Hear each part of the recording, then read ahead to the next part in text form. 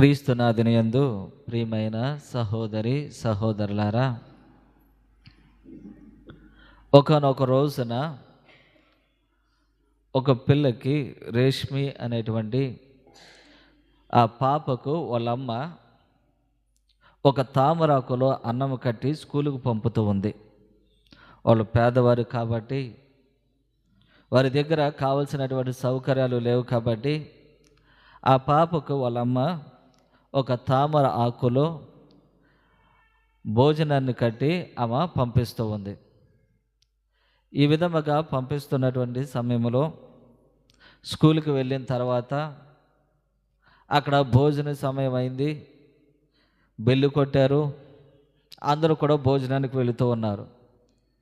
ఈ పాప మాత్రము ఒక మామిడి చెట్టు కింద కూర్చొని అందరికి దూరంగా ఆమె భోజనం చేస్తూ ఉంది. ఆ భోజనం చేస్తున్నటువంటి సమయంలో మరొక పాప భోజనం తెచ్చుకున్నటువంటి పాప భోజనానికి వెళ్తున్నటువంటి సమయంలో పరిగెడుతూ ఉండగా ఎదురు గొప్పు తగిలి ఆమె పడిపోయింది. ఆమె తెచ్చుకున్నటువంటి భోజనం అంతా కూడా పడిపోయింది. ఈ రేష్మి అనేటువంటి పాప ఆ పడిపోయినటువంటి ఆ పాపను చూస్తూ ఉంది. ఈ భోజనం ఆమెకి పెట్టాలా లేకపోతే నేనే తినాలా, ఏం చేయాలన్నటువంటి ఆలోచనలతో ఆ పాప ఉంది. అప్పుడు వాళ్ళ అమ్మగారు చెప్పినటువంటి మాటలు గుర్తుకొచ్చినాయి. నీవు గనక నీకున్నటువంటి దానిలో నువ్వు ఒక్కదానివే గనక తినినా అనుభవించినా నువ్వు ఒక్కదానివే సంతోషాన్ని అనుభవించగలవు. అదే నీకు కలిగినటువంటి దానిని వేరే వాళ్ళకి గనక నువ్వు పంచుకోగలిగితే గనక నీతో పాటు నీ ఆత్మ, నీ పొరుగువాడు కూడా సంతోషపడుతూ ఉంటాడు అని ఈ మాటలు వాళ్ళ అమ్మ చెప్పింది. ఈ మాటలు గుర్తురాగానే ఆ రేష్మి తన దగ్గర ఉన్నటువంటి భోజనాన్ని ఆ పడిపోయినటువంటి పాపకి ఇచ్చింది. ఆమె మొదట నిరాకరించిన ఆకలిగా ఉండడం వలన ఆ భోజనాన్ని తీసుకుని తింటూ ఉంది. ఇదంతా కూడా గమనిస్తున్నటువంటి ఒక టీచర్ గారు ఆ పాప చేసినటువంటి పనికి మెచ్చుకొని ఆయన తెచ్చుకున్నటువంటి ఒక బిర్యానీ ప్యాకెట్ను ఆ పాపకి ఇస్తూ ఉన్నాడు. ఇది చూసినటువంటి పిల్లలందరూ కూడా ఆ మామిడి చెట్టు దగ్గరికి చేరి వాళ్ళకున్నటువంటి దానిని ఒకళ్ళు పంచుకుంటూ షేర్ చేసుకుంటూ ఉన్నారు. తర్వాత ఆ వాతావరణం అంతా కూడా ఒక సందడి వాతావరణంగా మారిపోయింది. ఆ ప్రదేశం అంతా కూడా ఒక పండగ వాతావరణం కలిగి ఉంది. ఇదే క్రిస్మస్ పండుగ అనేటువంటిది.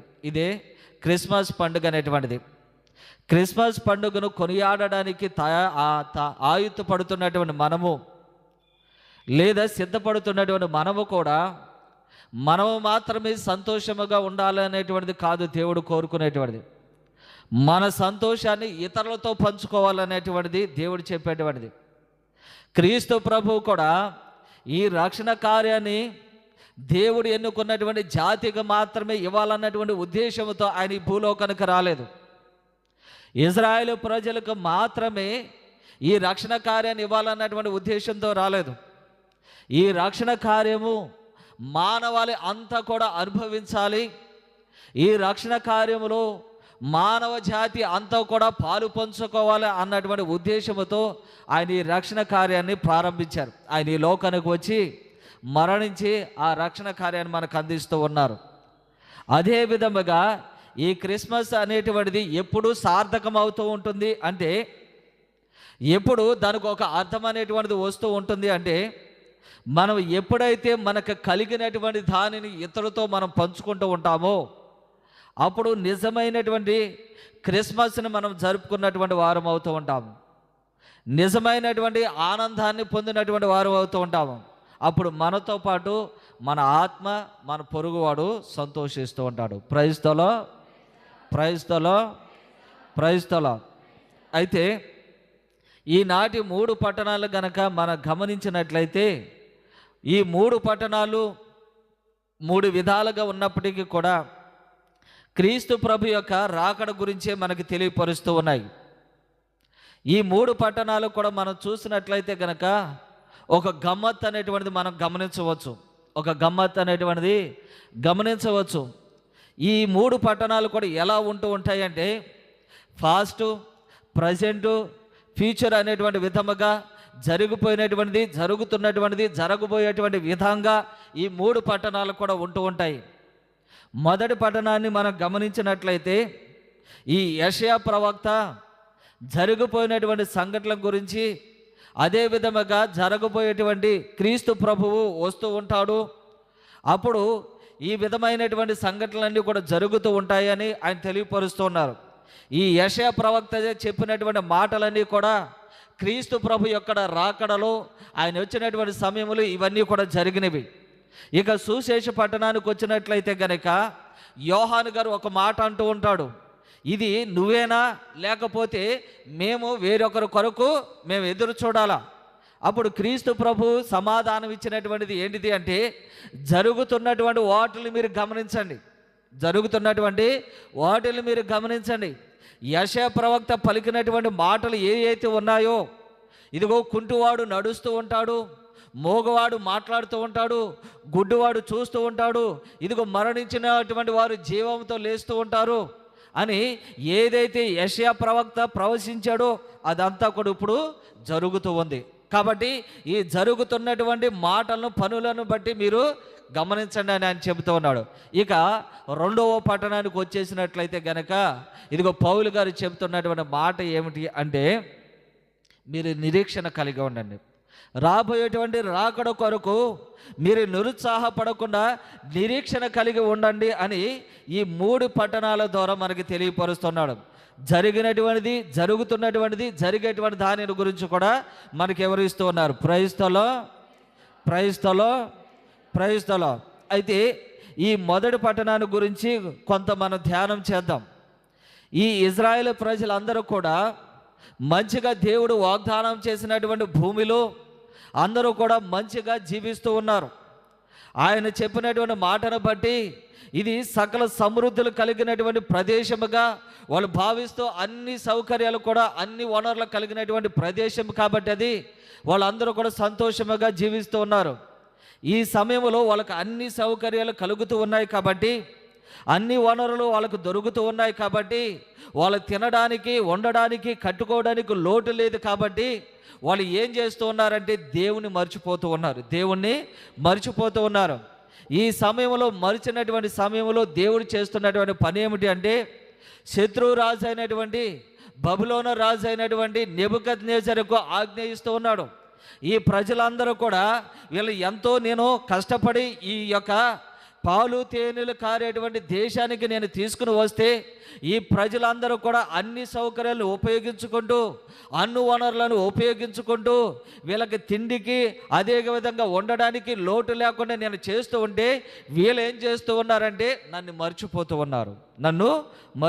ఉన్నారు. కాబట్టి నీవు చేయవలసినటువంటి పని ఏమిటంటే, ఈ ఇజ్రాయేల్ ప్రజల మీద దండెత్తి వాళ్ళందరినీ కూడా బానిసలుగా నీవు కొనుక్కోవాలి. వీళ్ళందరి మీద దండెత్తి నీవు బానిసలుగా కొనుక్కోవాలి.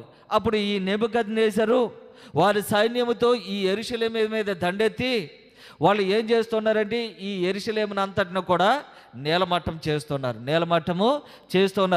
యెరూషలేము దేవాలయాన్ని నేలమట్టం చేస్తున్నారు. వాళ్ళు గొప్పగా కట్టుకున్నటువంటి కట్టలన్నీ కూడా నేలమట్టం చేస్తూ ఉన్నారు. వాళ్ళు మేధావులుగా భావించినటువంటి వారిని బానిసలుగా కొనుపోతూ ఉన్నారు. వాళ్ళు సమృద్ధిగా, అంటే ఇది మా సంపద అని విలువైనటువంటి వస్తువులు ఏదైతే దాచుకున్నారో వాటన్నిటిని కూడా వాళ్ళు తీసుకుని పోతూ ఉన్నారు. ఇక ఈ యెరూషలేములో ఎవరిని వాళ్ళు వదిలిపెడుతూ ఉన్నారంటే, ఇక ముసలివారిని, వితంతువులను, గుడ్డువారిని, మోగవారిని, ఇక దేనికి కూడా మాకు వీళ్ళ పనికిరారు అన్నటువంటి వారిని ఏం చేస్తున్నారంటే ఈ యెరూషలేములో వాళ్ళు విడిచిపెడుతున్నారు. ఇది క్రీస్తు పూర్వము 587 సంవత్సరంలో జరిగింది. ఈ యొక్క బానిసత్వానికి కొనుపబడింది ఎప్పుడంటే క్రీస్తు పూర్వము 587 సంవత్సరంలో జరిగింది. ఈ బానిసత్వం బాబిలోనియలో ఎన్ని సంవత్సరాలు వీళ్ళు బానిసత్వంగా మగ్గారు అంటే సుమారుగా 50 సంవత్సరాల పాటు వీళ్ళు ఈ బానిసత్వంలో మగ్గుతూ ఉన్నారు. సుమారుగా 50 సంవత్సరాల పాటు ఈ బానిసలుగా మగ్గిన తర్వాత ఇక వాళ్ళు ప్రార్థన చేయడం మొదలుపెట్టారు. వాళ్ళకి దేవుని దగ్గర వాళ్ళు తప్పిదాలను ఒప్పుకోవడం మొదలుపెట్టారు. అప్పుడు ఈ యెషయా ప్రవక్త ఏం చేస్తున్నాడంటే ఆశలు కల్పిస్తూ ఉన్నాడు, వాళ్ళలో ఆశలు కల్పిస్తూ ఉన్నాడు. ఇదిగో ఏంటిది అంటే చదువుదాం, ఒక మాట చదువుదాము. యెషయా గ్రంథము 35వ అధ్యాయం 1వ వచనం చదవండి. ఎండిన ఎడారి సంతసించునుగాక, మరుభూమి ప్రమోదము చెంది ప్రైస్తలో. కాబట్టి ఈ యెషయా ప్రవక్త చెబుతున్నటువంటి మాటలు ఏంటంటే ఎడారి సంతసించునుగాక, మరుభూమి ప్రమోదము చెందునుగాక. ఈ ఎడారి దేనిని పోలుస్తున్నాడంటే ఈ యెరూషలేముతో పోలుస్తూ ఉన్నాడు. ఎడారి ఎప్పుడైతే ఎడారిలోకి నీళ్లు వస్తూ ఉంటాయో అప్పుడు ఈ ఎడారి అనేటువంటి సంతోషిస్తూ ఉంటుంది. ఎందుకంటే ఎడారిలో మొక్కలు అనేటువంటి మొలుస్తూ ఉంటాయి కాబట్టి ఈ ఎడారి అనేటువంటి సంతోషిస్తూ ఉంటుంది. అదే రీతిగా ఈ యెషయా ప్రవక్త చెప్పేటువంటి మాటలు ఏమిటంటే ఈ ఎడారి అనేటువంటి సంతోషిస్తుంది. ఎడారిగా మారినటువంటి ఈ యెరూషలేము అంతా కూడా మరలా పునరుద్ధరించుకునేటువంటి రోజులు వస్తూ ఉన్నాయి. మరలా తన పూర్వ వైభవంతో ఇదిగో శ్లాఘించేటువంటి రోజులు వస్తూ ఉన్నాయి. మరలా తన పూర్వ వైభవంతో సంతోషించేటువంటి రోజులు వస్తూ ఉన్నాయి. కాబట్టి ఆయన చెప్తుంది ఎడారిగా మారినటువంటి ఈ యెరూషలేము మరలా సంతోషిస్తూ ఉంటుంది, సంతోషించునుగాక. కాబట్టి వాళ్ళలో ఒక ఆశ అనేటువంటిది ఆయన పురుగొలుపుతూ ఉన్నాడు, వాళ్ళలో ఒక ఆశాభావం అనేటువంటిది నిలుపుతూ ఉన్నాడు. మీరు బానిసత్వంలో ఉన్నారని కుమిలిపోవద్దు, మీరు బానిసత్వంలో ఉన్నారని దిగులు చెందొద్దు, ఇక మీకున్నటువంటి ఆశలు నీరు గారిపోయాయి అని మీరు అనుకోవద్దు. ఇదిగో దేవుడు ఉన్నాడు, ఆయన వస్తూ ఉంటాడు. వచ్చినప్పుడు ఇదిగో ఎడారిగా మారినటువంటి యెరూషలేముని సంతసించేటువంటి విధముగా చేస్తుంటారు. మరుభూమి అంటే మరణాలతో కూడుకున్నటువంటి భూమి అని. మరణాలతో కూడుకున్నటువంటి ఈ భూములు మరలా జీవాన్ని పోస్తూ ఉంటాడు. కాబట్టి మీరు ఏం చేయాలి? సంతసించాలి, మీరు సంతసించాలి. ప్రైస్తలో. ఇంకా మనం చూసినట్లయితే గనక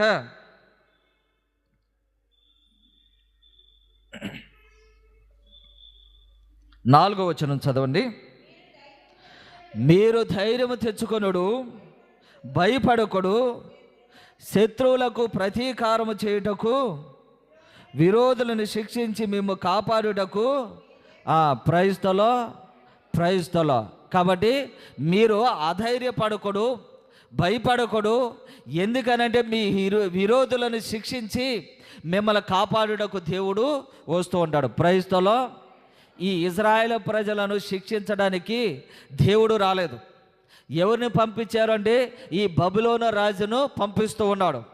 అదే విధముగా ఈ ఇజ్రాయేలు ప్రజలను కూడా మరలా యెరూషలేమునకు పంపించడానికి ఎవరిని పంపిస్తున్నారంటే కోరేషు రాజు అనేటువంటి రాజుని, ఈ పర్షియా రాజు అనేటువంటి కోరేషు రాజుని దేవుడు పంపిస్తూ ఉన్నాడు అనమాట. ఈ పంపించి ఆయన చేస్తున్నటువంటి పని ఏమిటంటే ఈ నెబుకద్నెజరు మీద యుద్ధం చేయమంటున్నాడు. ఈ నెబుకద్నెజరు మీద యుద్ధం చేసిన తర్వాత, ఆ బాబిలోని జయించిన తర్వాత ఈ కోరేషు రాజు ఏం చేస్తున్నాడంటే ఈ ఇజ్రాయేల్ ప్రజలను అందరినీ కూడా మరలా మీరు సొంత ప్రదేశాలకు మీరు వెళ్ళండి, మరలా మీ సొంత ప్రదేశాలకు మీరు వెళ్ళండి. మీరు పూర్వం ఏ విధముగా అయితే ఇదిగో మీ యొక్క ఆధ్యాత్మికమైనటువంటి క్రియలను మీరు చేసి ఉన్నారో, మీ ఆధ్యాత్మికమైనటువంటి కార్యకలాపాలు మీరు ఏదైతే చేస్తున్నారో వాటిని కొనసాగించుకోండి అని మరలా ఈ కోరేషు రాజు ఏం చేస్తున్నాడంటే ఈ ఇజ్రాయేల్ ప్రజలను అందరినీ కూడా మరలా ఆయన ఈ యెరూషలేముకు పంపిస్తూ ఉన్నాడు. ఈ మాటలు ఈ యెషయా ప్రవక్త చెప్పినటువంటి ఈ పలుకులన్నీ కూడా ఎప్పుడు వీళ్ళకు గుర్తుకొచ్చినవి అంటే, ఎప్పుడు గుర్తుకు వచ్చినవి అంటే ఇదిగో ఈ యెషయా ప్రవక్త ఈ కోరేషు రాజు ఇజ్రాయేల్ ప్రజలందరూ కూడా యెరూషలేముకు పంపించినప్పుడు ఈ యెషయా ప్రవక్త ప్రవచించినటువంటి మాటలు గుర్తుకొచ్చినాయి అన్నమాట. ప్రైస్తలో. కుంటు పడిపోయినటువంటి యెరూషలేము, గుడ్డుగా అయిపోయినటువంటి యెరూషలేము, అదేవిధంగా మోగబోయినటువంటి యెరూషలేము మరలా తన ఇదిగో పూర్వ వైభవాన్ని సంతరించుకుంటుంది. ప్రైస్తలో. ఇదే అంశాన్ని మరలా దేవుడు మనకు తెలియపరుస్తున్న ఈనాటి సుశేష పట్టణం ద్వారా దేవుడు మనకు తెలియపరుస్తున్నాడు. ఏంటిది అదంటే ఇదిగో యోహాను గారు ఒక ప్రశ్న ద్వారా తన శిష్యులను పంపిస్తూ ఉన్నాడు. తన శిష్యులను యోహాను గారు దేవుని దగ్గరికి పంపిస్తూ ఉన్నాడు. పంపించి వాళ్ళు అడుగుతున్నటువంటి ప్రశ్న ఏమిటిదంటే, చదవండి 3వ వచనం చదవండి.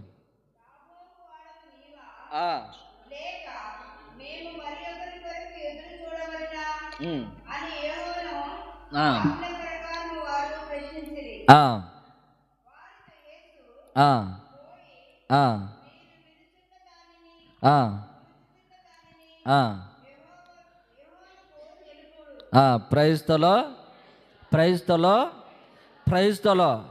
కాబట్టి ఈ రాజు వచ్చినప్పుడు, ఈ క్రీస్తు ప్రభు వచ్చినప్పుడు, ఇదిగో దేవుడు వచ్చినప్పుడు ఏం జరుగుతాయని ఈ యెషయా ప్రవక్త తెలియపరిచాడు కదా. అవే సంఘటనలు ఇప్పుడు జరుగుతున్నాయని ఇదిగో యోహాను గారికి తెలపండి అని క్రీస్తు ప్రభు యోహాను ద్వారా వచ్చినటువంటి ఆ ఇద్దరికి కూడా చెప్పి పంపిస్తూ ఉన్నాడు. ప్రైస్తలో. అయితే ఇక్కడ 11వ వచనంలో ఈ యోహాను గారి గురించి క్రీస్తు ప్రభు ఒక మాట పలుకుతున్నాడు. అది కూడా చదువుదాము.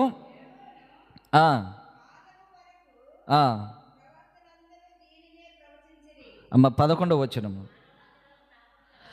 మానవులందరిలో స్నాపకుడగు యోహాను కంటే అధికుడగు వాడు ఎవడునూ పుట్టలేదని మీతో నిశ్చయముగా చెప్పుచున్నాను.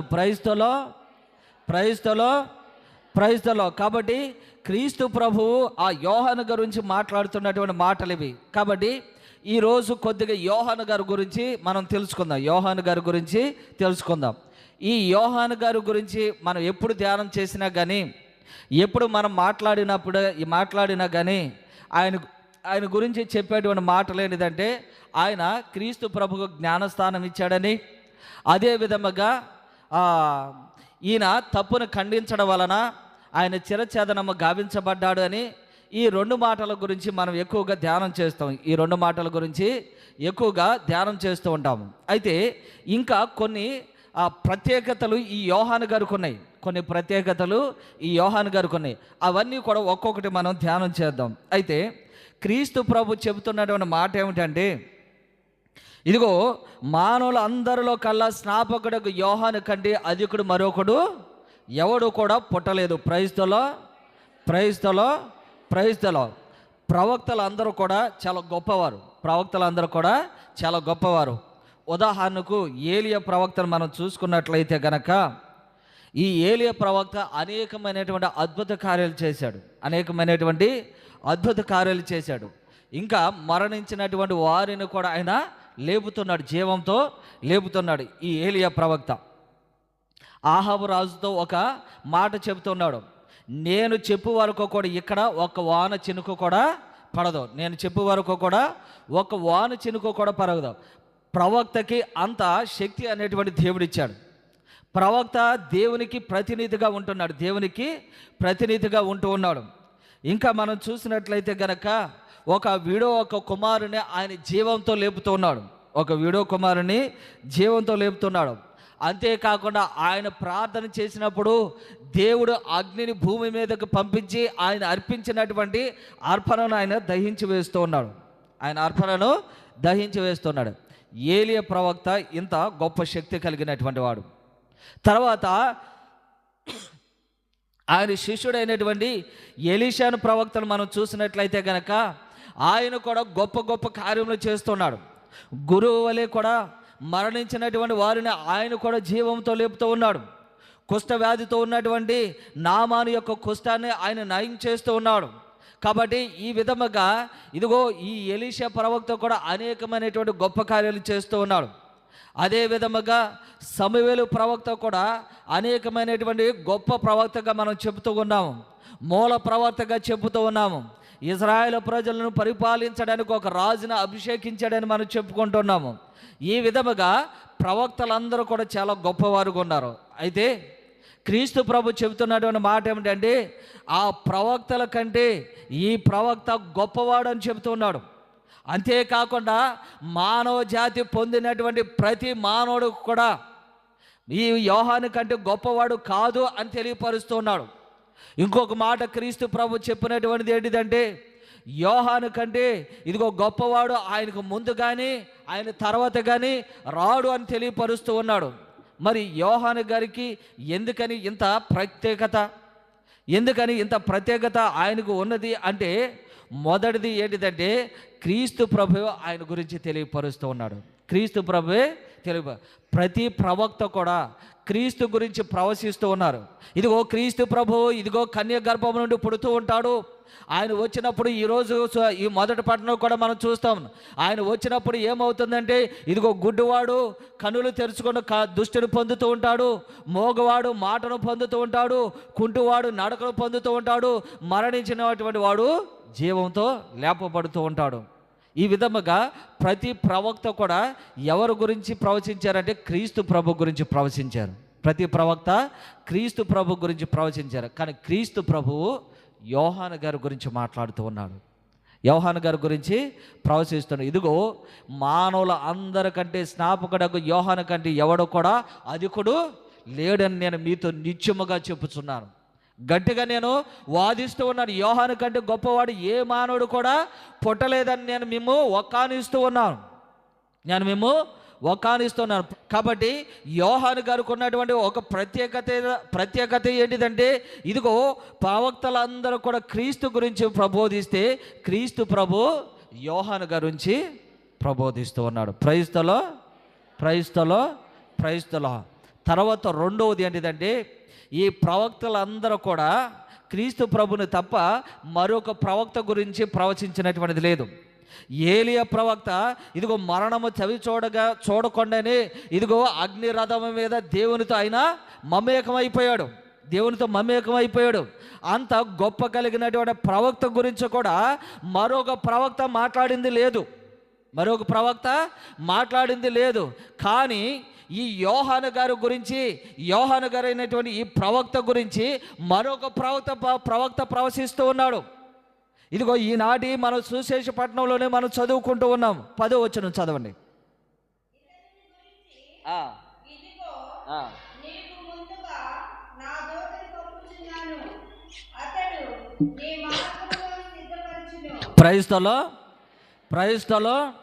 ప్రైస్తలో ఈ మాటలు ఎవరి గురించి అంటే ఇదిగో బాప్తిస్మిచ్చు యోహాను గారి గురించే, ఈ స్నాపకుడకు యోహాను గారి గురించే.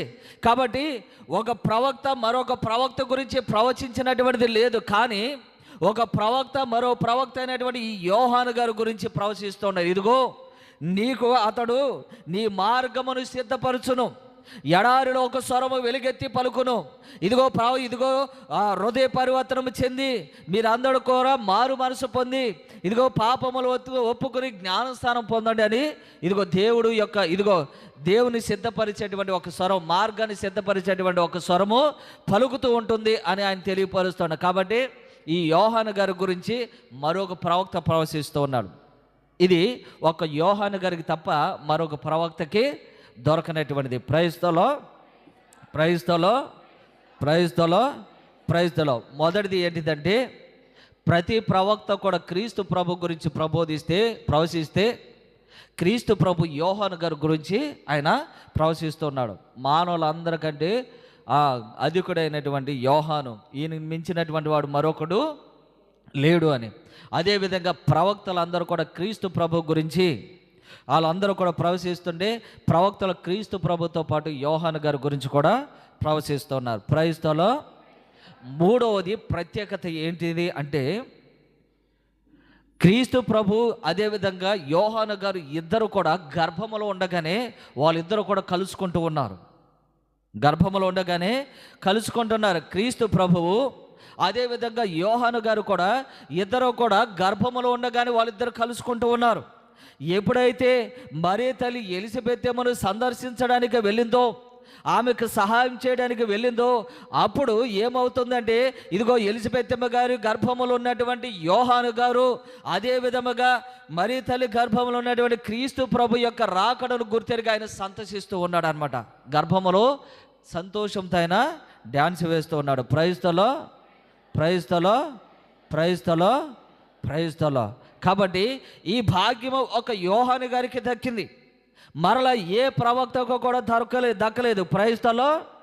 ప్రైజ్లో ప్రైజ్. ఇది మరొక ప్రవక్తకి, ఏ ప్రవక్తకు కూడా దొరకలేదు.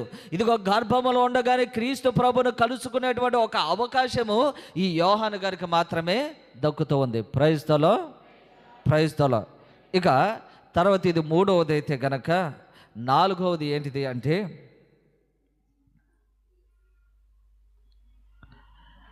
క్రీస్తు ప్రభు యొక్క జన్మము గురించి ఒక దేవదూత గాబ్రియేలు సన్మార్శకుడు మరీ తల్లి దగ్గరకు వచ్చి, అమ్మా, నీవు పవిత్రాత్మ ప్రభావం వలన, సర్వోన్నతుని శక్తి వలన నీవు గర్భం తాలుస్తూ ఉంటావు, ఆయనకి యేసు అని పేరు పెట్టుము అని ఈ గాబ్రియేలు సన్మార్శకుడు మరీ తల్లి దగ్గరకు వచ్చి యేసు ప్రభు యొక్క జన్మము గురించి తెలియపరుస్తున్నాడు.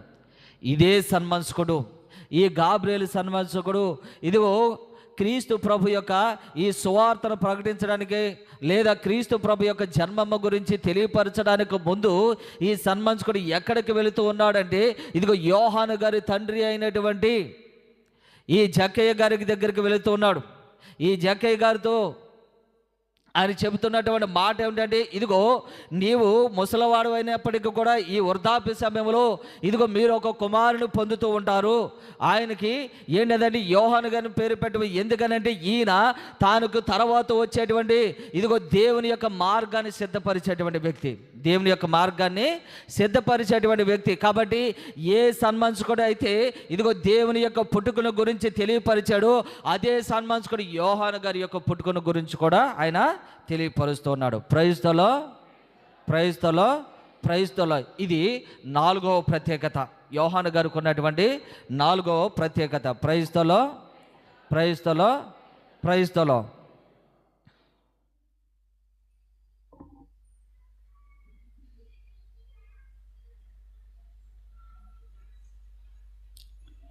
ప్రైజ్లో ప్రైజ్లో ప్రైజ్లో. ఇక ఐదవది ఏంటిది అంటే, క్రీస్తు ప్రభుని ఈ లోకానికి చూపించినది ఎవరంటే ఈ యోహాను గారే. క్రీస్తు ప్రభుని ఈ లోకానికి పరిచయం చేసింది ఎవరంటే యోహాను గారే. క్రీస్తు ప్రభు నడుచుకుంటూ వెళ్తున్నటువంటి సమయంలో యోహాను గారు ఏమని చెబుతున్నాడంటే, ఇదిగో లోక పాపములను మోసుకొని పోవు దేవుని యొక్క గొర్రెపిల్ల అని తన దగ్గర ఉన్నటువంటి శిష్యులకు క్రీస్తు ప్రభుని చూపిస్తూ, ఈయనే ఇదిగో మనం ఎదురు చూస్తున్నటువంటి మెస్సయ్య, ఈయనే మనం ఎదురు చూసేటువంటి దేవుని యొక్క కుమారుడు. కాబట్టి క్రీస్తు ప్రభుని పరిచయం చేసినటువంటి వ్యక్తి ఎవరంటే ఈ యోహాను గారు. క్రీస్తు ప్రభుని పరిచయం చేసినటువంటి వ్యక్తి ఎవరంటే ఈ యోహాను గారు. ప్రైజ్లో ప్రైజ్లో ప్రైజ్లో. కాబట్టి ఈ 5 ప్రత్యేకతలు ఈ యోహాను గారి కలవు. ఈ 5 ప్రత్యేకతలు యోహాను గారి కలవు. ఏంటిదయ్య అంటే, ఇదిగో ప్రవక్తలందరికంటే అనగా మానవ జాతుల అంతట్లో కూడా అధికుడైనటువంటి వాడు ఈ యోహాను గారు అని, అదే విధముగా క్రీస్తు ప్రభు జన్మ గురించి చెప్పినటువంటి దేవదూతే ఈ యోహాను గారి యొక్క జన్మము గురించి తెలియపరిచిందని, ఇదిగో ఈ ప్రవక్తలందరూ కూడా క్రీస్తు ప్రభు గురించి బోధిస్తే, ఇదిగో ఇదే ప్రవక్తలో క్రీస్తు ప్రభుకు ముందుగా జన్మించినటువంటి యోహాను గారి గురించి కూడా ప్రవచించారు. అదేవిధంగా క్రీస్తు ప్రభు కూడా ఈ యోహాను గారి గురించి ప్రవచిస్తున్నాడు. తర్వాత క్రీస్తు ప్రభుని ఈ లోకానికి ఆయన పరిచయం చేస్తున్నాడు. ప్రైజ్లో ప్రైజ్లో. తండ్రి వందనం, తండ్రి స్తోత్రం, తండ్రి ఆరాధన. అయితే ఇక చివరిలో క్రీస్తు ప్రభు ఒక మాట అంటున్నాడు అన్నమాట. 11వ వచనం చదవండి మరలా.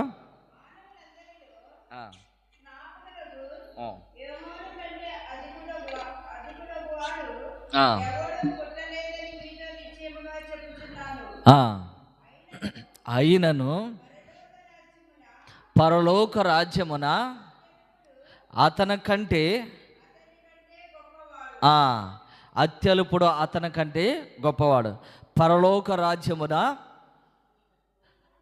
అతి మిక్కిలి తక్కువైనటువంటి వాడు యోహాను కంటే గొప్పవాడు. ప్రైజ్లో ప్రైజ్లో ప్రైజ్లో. ఇక్కడేమో ఆయన చెప్తున్నటువంటి మాట, మానవులందరిలో కల్లా స్నాపకుడకు యోహాను కంటే అధికుడైనటువంటి వాడు ఎవడో కూడా పుట్టలేదు, ఎవడో కూడా పుట్టలేదు. నేను నిశ్చయముగా చెబుతున్నాను, నేను బల్ల గుద్ది చెబుతున్నానని క్రీస్తు ప్రభు చెబుతున్నారు. మరలా ఆయన చెప్పినటువంటి మాట ఏమిటండి, అయినను పరలోక రాజ్యంలో మిక్కిలి తక్కువైనటువంటి వాడు అతని కంటే గొప్పవాడు. ప్రైస్తలో ప్రైస్తలో ప్రైస్తలో. ఎందుకు ఈ క్రీస్తు ప్రభు ఈ మాట పలికాడు అని దాని గురించి తెలుసుకునేటువంటి ముందు ఇంకొక భాగం ఉంది. మిమ్మల్ని అందరిని కూడా కొంతంతా ఉత్సాహంగా ఉంచడానికి ఇది చెప్పినదనమాట. అందరూ కూడా కొద్దిగా ఆలోచన కలిగి ఉంటారన్న ఇది చెబుతున్నా. దీనికి తర్వాత నేను తెలియపరుస్తాను ఎందుకని క్రీస్తు ప్రభు పరలోకంలో అత్యల్పులో ఆయన కంటే గొప్పవాడు ఎందుకు అన్నాడు అన్నటువంటిది నేను మరలా తెలియపరుస్తుంటా. ప్రైస్తలో ప్రైస్తలో ప్రైస్తలో. ఇప్పుడు యోహాను గారు ఆయన జీవిత కాలంలో ఆయన చేసినటువంటి పనులు ఏంటి అనేటువంటిది మనము ఒక్కొక్కటి ధ్యానం చేద్దాం. ఆయన చేసినటువంటి పనులు ఏంటి అనేటువంటిది ఒక్కొక్కటి మనము ధ్యానం చేద్దాం. ప్రైస్తలో ప్రైస్తలో ప్రైస్తలో. తండ్రి వందనం, తండ్రి స్తోత్రం, తండ్రి ఆరాధన. ప్రైస్తలో ప్రైస్తలో ప్రైస్తలో ప్రైస్తలో ప్రైస్తలో ప్రైస్తలో. ఇప్పుడు యోహాను గారు చేసినటువంటి ఆయన సువార్త ఏంటిది, లేదా ఆయన జీవిత కాలంలో దేవుని యొక్క రాజ్యము కొరకు ఆయన చేసినటువంటి పనులు ఏంటిది అనేది ఒక్కొక్కటి చూద్దాం. ప్రైస్తలో ప్రైస్తలో. మొదటిది ఆయన చేసినటువంటి పని ఏమిటంటే ప్రభు మార్గాన్ని ఆయన సిద్ధం చేస్తున్నాడు. ప్రభు మార్గాన్ని సిద్ధం చేస్తున్నాడు. ఇదిగో ఆయన ఇజ్రాయేల్ ప్రజలందరూ కూడా, ఈ యూదా ప్రజలందరూ కూడా ఆయన ముందుగానే హెచ్చరిస్తూ ఉన్నాడు. ఆయన ముందుగానే హెచ్చరిస్తూ ఉన్నాడు. ఏమని అంటే, ఓ సర్ప సంతానమా, ఇక మీరు మీ పాపములను మీరు ఒప్పుకొని మీరు చేసినటువంటి పాపములను విడిచిపెట్టి ఇక మీరు పరివర్తనం చెందవలసినటువంటి సమయం వచ్చింది. మీరు పరివర్తనము చెందవలసినటువంటి సమయం వచ్చింది. మీరు పాపాలు ఒప్పుకొని దేవుని వైపు మరలవలసినటువంటి సమయం వచ్చింది. ఎందుకనంటే క్రీస్తు ప్రభు మన మధ్యలోనే ఉన్నాడు. క్రీస్తు ప్రభు మన మధ్యలోనే ఉన్నాడు. పోయిన వారం మనం చదువుకున్న ఇదిగో పరలోక రాజ్యం సమీపించినది, హృదయ పరివర్తనము పొందండి. పరలోక రాజ్యం సమీపించింది, హృదయ పరివర్తనం మీరు పొందండి. కాబట్టి ఆయన చేసినటువంటిది ఏంటిది అంటే, క్రీస్తు ప్రభు వచ్చేసరికి క్రీస్తు ప్రభు తన సువార్తను లేదా తన దేవుడు అప్పగించినటువంటి దేవుని యొక్క చిత్తాన్ని నెరవేర్చడానికి ప్రారంభించేటువంటి సమయానికి ఇదిగో యోహాను గారు ఏం చేస్తున్నాడంటే ఆయన మార్గాన్ని సిద్ధపరుస్తూ ఉన్నాడు. ఆయన మార్గాన్ని సిద్ధపరుస్తున్నాడు. జ్ఞానస్థానం ఇస్తూ ఈ ప్రజలందరినీ కూడా హెచ్చరిస్తూ, పాపముల ద్వారా మీ చేసినటువంటి పాపాలు మీరు ఒప్పుకొని జ్ఞానస్థానం పొంది హృదయ పరివర్తనం పొంది ఇదిగో దేవుని వైపు మీరు తిరగండి, మరలండి అని ఏం చేస్తున్నాడంటే వాళ్ళని హెచ్చరిస్తూ ఉన్నాడు. ప్రైస్తలో ప్రైస్తలో ప్రైస్తలో. ఇది మొదటిది ఆయన చేసినటువంటిది.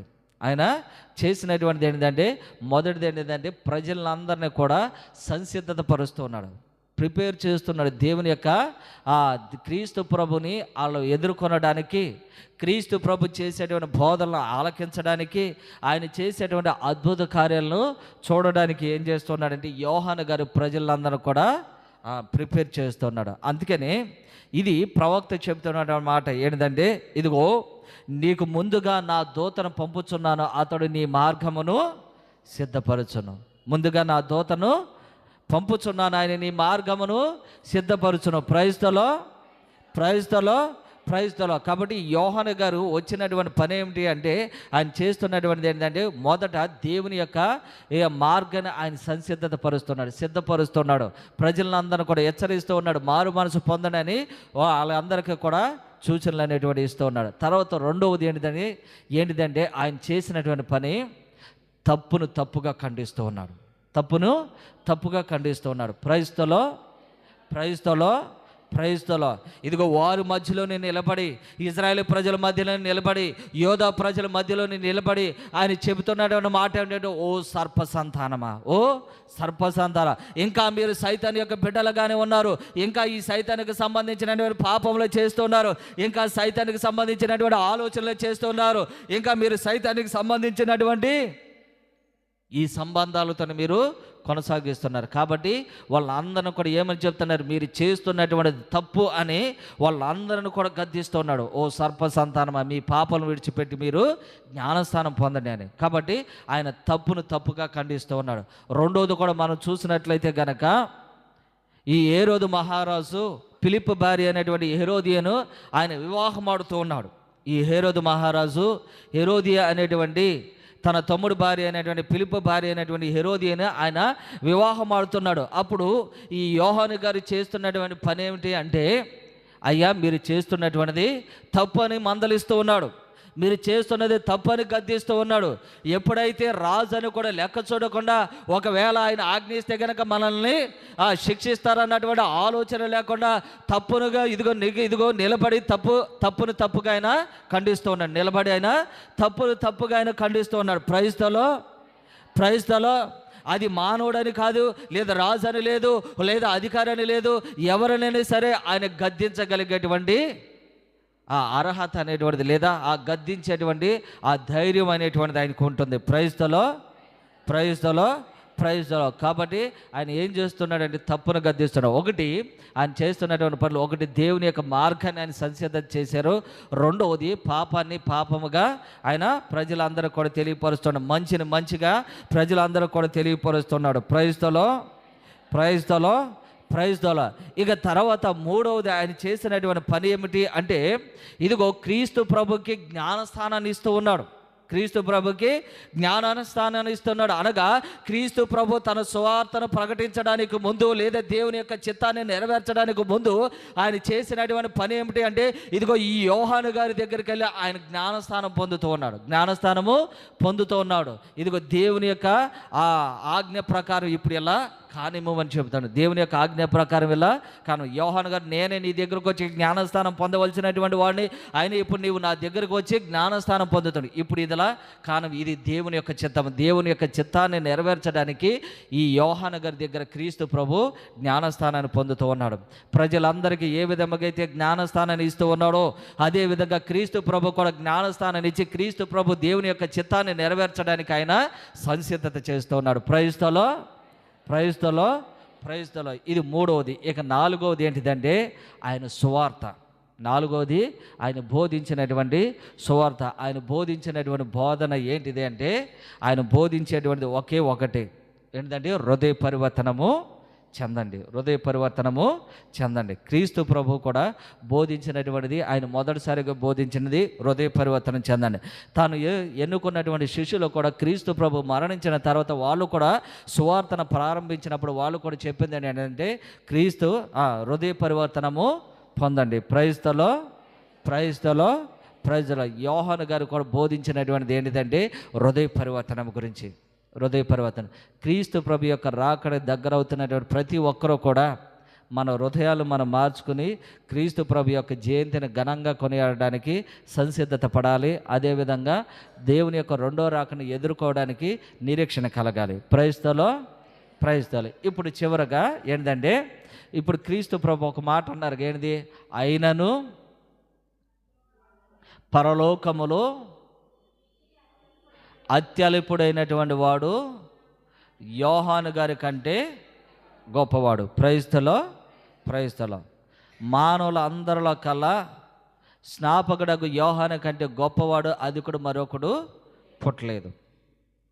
విలియం బార్క్లే అనే ఒక రైటరు ఈ విధంగా చెప్తూ ఉంటాడు. ఏమనంటే, యోహాను గారి యొక్క జీవితంలో ఏదో కొరత ఉందని, యోహాను గారి జీవితంలో ఏదో కొరత ఉంది అని ఆయన చెబుతూ ఉంటాడు.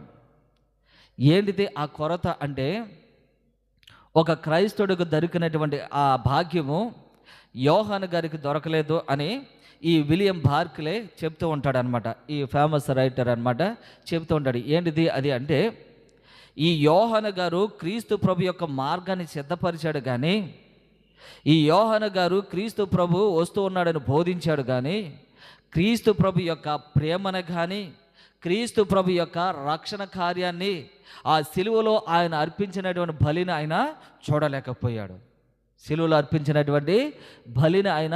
చూడలేకపోయాడు. ఈ రక్షణ కార్యాన్ని ఆయన చూడలేకపోయాడు అని ఈయన తెలియపరుస్తూ ఉంటాడు అనమాట.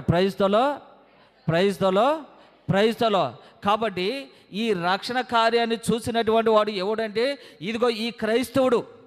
ఈ రక్షణ కార్యాన్ని చూసినటువంటి వాడు ఎవరంటే క్రైస్తవుడు.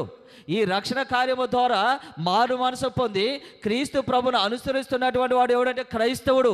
కాబట్టి క్రీస్తు యొక్క రక్షణ కార్యాన్ని చూసి విశ్వసించినటువంటి వాడు, ఈ సిలువలో మరణించినటువంటి ఆ సిలువ బలిని చూసి విశ్వసించినటువంటి వాడు ఒకవేళ పరలోక రాజ్యానికి వెళితే గనక యోహాను గారి కంటే అధికుడు. ఎందుకనంటే ఈ రక్షణ కార్యాన్ని చూసేటువంటి భాగ్యం ఆయనకి దొరకలేదు. ఈ రక్షణ కార్యాన్ని చూసేటువంటి అవకాశం, భాగ్యము యోహాను గారికి దొరకలేదు. కానీ మనకు దొరికింది.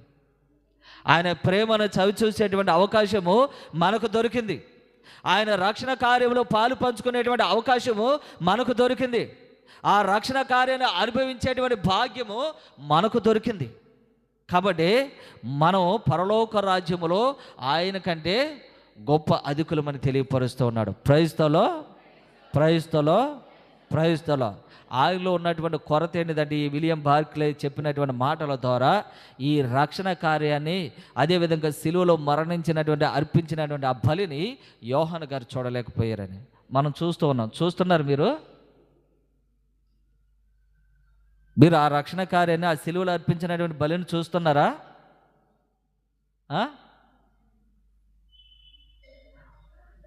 2000 కిందట జరిగినటువంటి ఆ సిలువ బలి అర్పణ మీరు చూస్తూ ఉన్నారా? ఎక్కడ? Very good. ఎక్కడ? దివ్య బలి పూజలో ప్రతి ఆదివారము ప్రతిరోజు జరిగేటువంటి ఈ దివ్య బలి ఏంటిదంటే ఆ ప్రేమకు చిహ్నముగా ఉన్నటువంటిది, ఆ రక్షణ కార్యానికి చిహ్నముగా ఉన్నటువంటిది. ఆ కలువరి సిలువలో ఇదిగో బలి అర్పించినటువంటి ఆ బలి ఏంటిదంటే ఈ యొక్క బలిపీఠం మీద జరిగేటువంటి ఈ దివ్య పూజా బలి. ఇది ప్రతి క్రైస్తవుడికి దొరికినటువంటి భాగ్యం. ప్రతి క్రైస్తవుడికి దొరికినటువంటి ఈ భాగ్యం ఎవరికి లేదే అంటే యోహాను గారికి దక్కలేదని విలియం బార్క్లే గారు చెప్తూ ఉంటారు. విలియం బార్క్లే గారు ఆయన చెప్తూ ఉంటారనమాట. ప్రైస్తలో మరి ఈ అవకాశాన్ని నువ్వు సద్వినియోగపరుచుకుంటున్నావో లేకపోతే వృధాగా దీన్ని పోగొట్టుకుంటున్నావో ఆలోచన చేస్తూ ఈ యొక్క అవకాశాన్ని సద్వినియోగం చేసుకునేటువంటి విశ్వాసాన్ని దేవుడు మనకు దయచేయాలని మనందరం కూడా ప్రార్థన చేద్దాం.